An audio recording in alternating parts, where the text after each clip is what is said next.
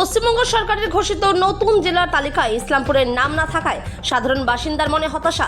নতুন সরকারের উপরে আশা রয়েছে ইসলামপুরের সাধারণ মানুষের শীঘ্রই একটি জেলা হবে।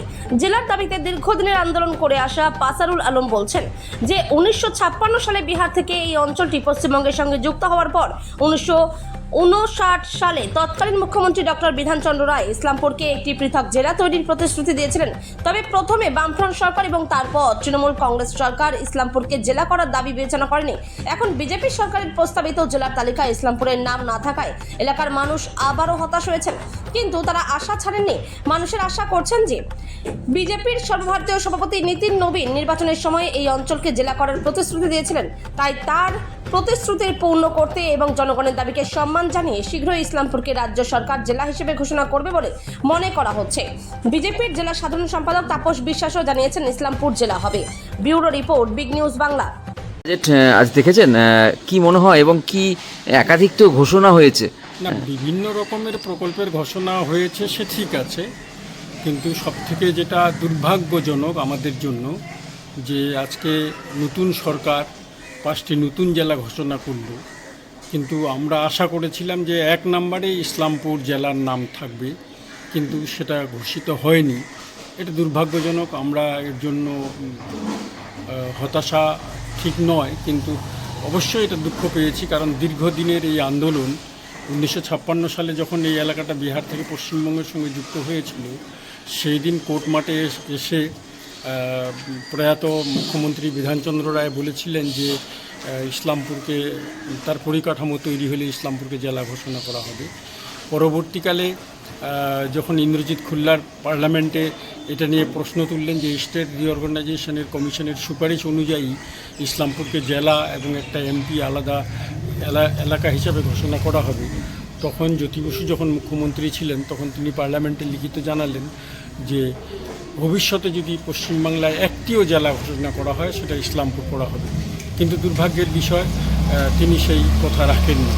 এবং তারপরেও পরবর্তীকালে যখন তৃণমূল সরকার আসলো, তৃণমূল সরকারের খুদ মুখ্যমন্ত্রী মমতা বন্দ্যোপাধ্যায় বলেছিলেন যে হ্যাঁ, মহাশ্বেতা দেবী যখন তার কাছে আবেদন করলেন যে ইসলামপুরকে জেলা ঘোষণা করো, তিনি বললেন যে হ্যাঁ করে দেব, কিন্তু তিনিও সেই কথা রাখেননি। কিন্তু আমাদের একটা বিশাল আশা ছিল যে সরকার পরিবর্তন হলো এবং সরকারি দল অর্থাৎ বিজেপিও চাইছে যে ইসলামপুরকে জেলা করা হোক, কিন্তু তা সত্ত্বেও কেন আজকে জেলা ঘোষণা করলো না, এটা আমাদের জন্য সত্যি দুর্ভাগ্যজনক।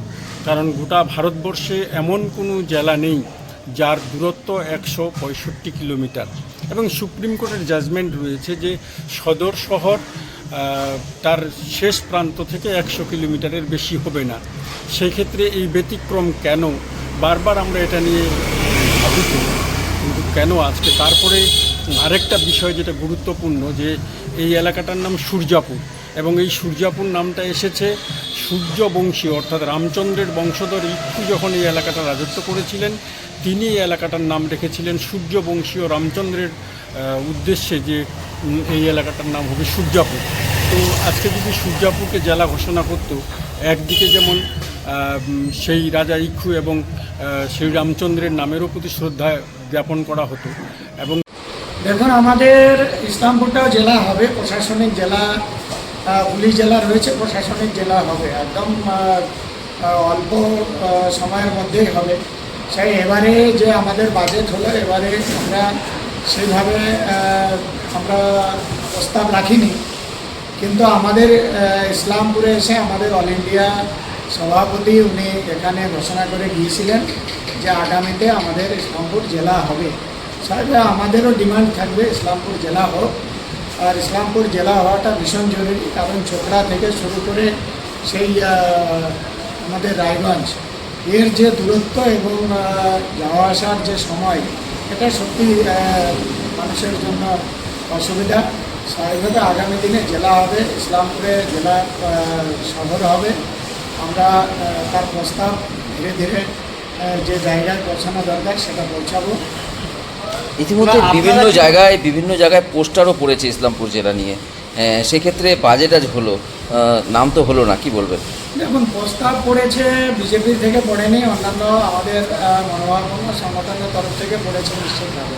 না মানে মিস করেছেন কি যে প্রস্তাবটা যা আগে না দিলে তার দেখুন, কারণে আজকে আমাদের- প্রথম বাজেটে হলো না।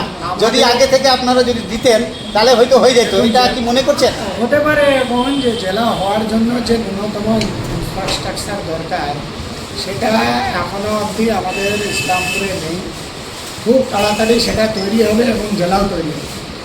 এবং আমার ইসলামপুর জেলা করবার জন্য আমরা আজকের থেকে না, গোটা ইসলামপুরবাসী, গোটা ইসলামপুর সাব ডিভিশন একত্রিতভাবে দীর্ঘদিন ধরে লড়াই করছি। লড়াইটা বড় কথা না।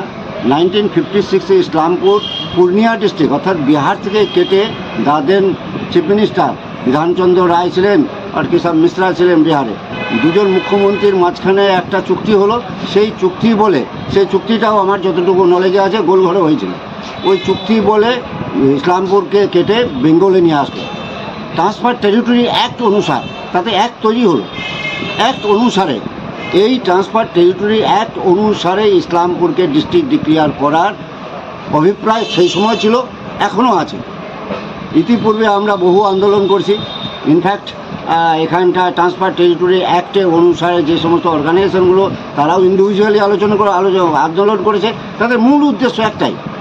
আমাদের ইতিপূর্বে মিনিস্টার ইনচার্জ ছিলেন দীর্ঘদিনের এমএলএ ইসলামপুরের করিম চৌধুরী সাহেবও আন্দোলন করেছেন। ইভেন কি উনি ওনার বক্তব্য দেন চিফ মিনিস্টার মমতা ব্যানার্জির কাছেও রেখেছিলেন, কিন্তু ওই সময় কনসিডার হয়নি। যদিও আমরা খুব অধীর আগ্রহে আমরা এক্সপেক্ট করেছিলাম যে চৌধুরী সাহেবের কথা দেন চিফ মিনিস্টার মেনে নেবে এবং আমাদের ইসলামপুরকে ডিস্ট্রিক্ট ডিক্লেয়ার করবে। সেটা করেননি। কিন্তু বর্তমান সরকার যেরকম মানবিকতার পরিচয় দিচ্ছেন তাতে করে আমি আশা করছি যে আমাদের ইসলামপুর সাব ডিভিশনের যে সমস্ত অসুবিধাগুলো আমরা প্রতিনিয়ত ফলো করছি, কারণ এর হেডকোয়ার্টার, কোর্ট কাছারি, ডিএম সব রয়েছে রায়গঞ্জে। আজকে দেবীঝোড়া টি স্টেট যদি হয়, ওর বর্ডার এলাকায়, বাংলাদেশ বর্ডার এলাকার একটা লোক আইনি সহায়তার জন্য ডিস্ট্রিক্ট কোর্টে যেতে হলে আগের দিন যেতে হয়, নাইট হল করতে হয়, তারপর কোর্ট অ্যাটেন্ড করতে পারে। এবং সেদিন উনি বাড়িতেও আসতে পারেন না, তারপর আবার কোথাও হল করে তারপরের দিন পৌঁছায়। এই যে দুর্বিষহ আজকের দিনে, আজকে আপডেট সমাজের কাছে এটা আমি মনে করি লজ্জাজনক, যার জন্য বর্তমান সরকারের দৃষ্টি আকর্ষণ করছি যাতে অদূর ভবিষ্যতে উইদিন ভেরি শর্ট পিরিয়ড আমাদের ইসলামপুরকে ডিস্ট্রিক্ট ডিক্লেয়ার করে।